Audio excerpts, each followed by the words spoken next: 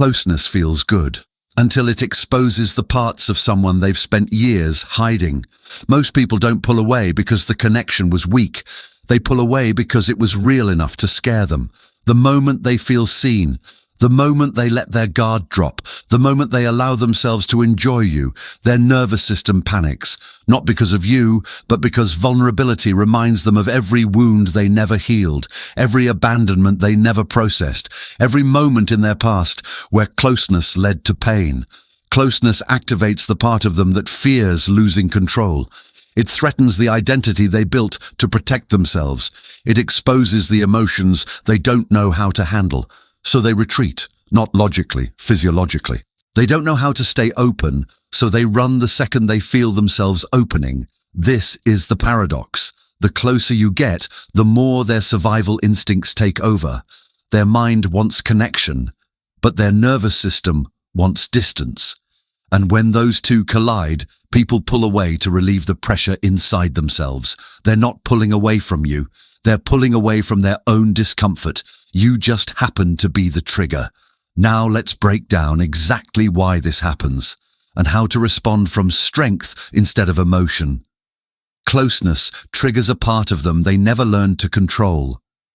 When someone with unresolved wounds gets emotionally exposed, their nervous system reads it as danger, not connection. You think they're pulling away from you, but they're actually pulling away from the version of themselves they don't want to face.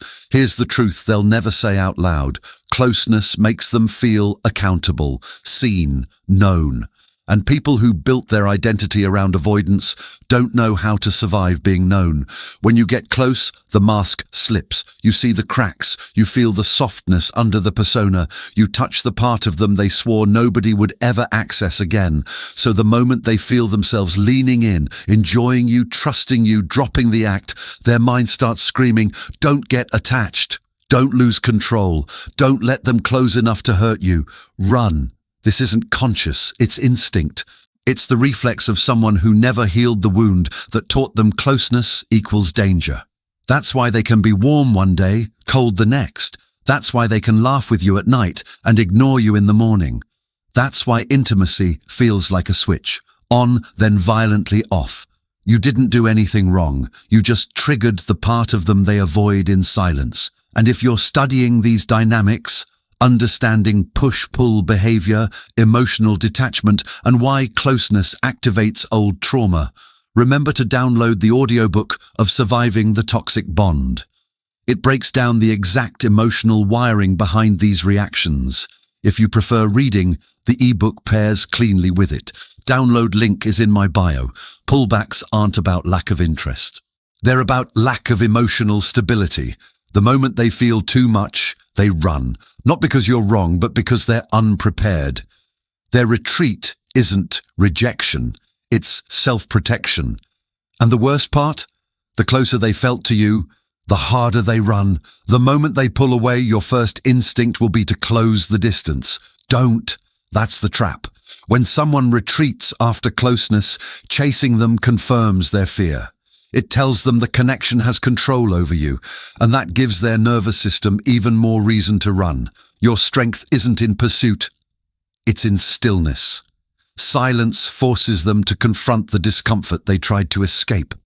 Your detachment makes them sit with their own emotional chaos, instead of using your reassurance as a sedative. When you don't react, they're left with the weight of their own behavior, and trust me, that weight gets heavy fast. Here's how you respond with power. 1. Don't chase. Your stillness resets the dynamic instantly. It shows that their withdrawal doesn't dictate your state. 2.